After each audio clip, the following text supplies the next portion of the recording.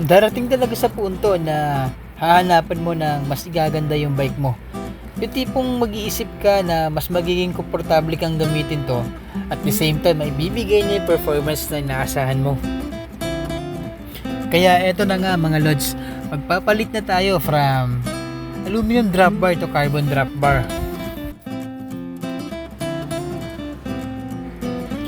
Coseblo nga pala ang brand nito at ibabagay lang natin sa seat post na naikabit na natin dito.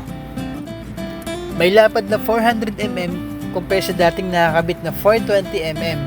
Integrated type na at kung dating bilugan na tops, ngayon naman ay palapad. Ayan na nga at tinitesting na ni Kuya ikabit. Excited na tayong makita at gamitin to mga lods.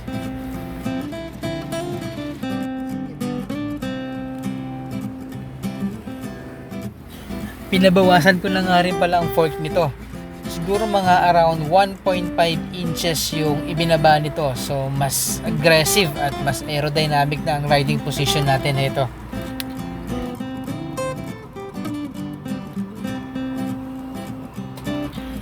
Ayun at naikabit na nga ni Kuya yung breakers. At medyo lumabas na yung forma oh. At syempre sunod na rin dyan yung paglalagay na ng bar tape.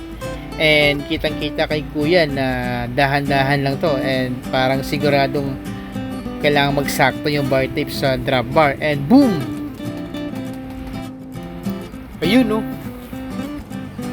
Ayan, pinapantay na lang ni Kuya yung drop bar natin and maya maya yan sihigpitan na yung mga tornilyo.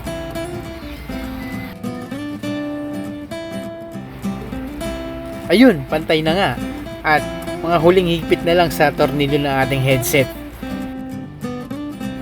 At ito na nga ang bagong palit nating carbon handlebar ng ating gravel bike.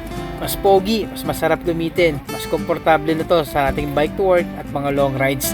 Na-share ko lang mga lods, hanggang sa muli, ride safe lagi!